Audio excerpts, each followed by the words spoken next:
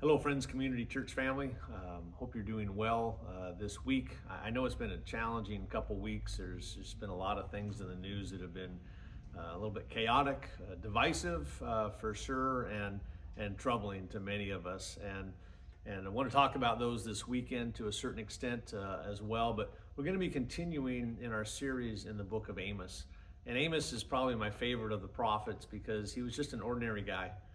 He was tended sheep, he was taking care of trees, and God saw him. And God saw in him some things, though, that God wanted to use. And so he asked Amos to go and preach the gospel to a people that were in great need of that.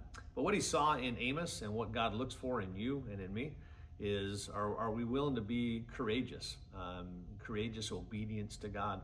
Are we willing to have biblical convictions, to understand right from wrong and to be able to differentiate? And are we willing to have compassion for our fellow human beings? And that courage, conviction, and compassion are the three things that God most looks for, I believe, in people who are going to represent him well. And so we're going to look at passages such as it says in Amos chapter 5, "Let justice roll on like a river, righteousness like a never-failing stream."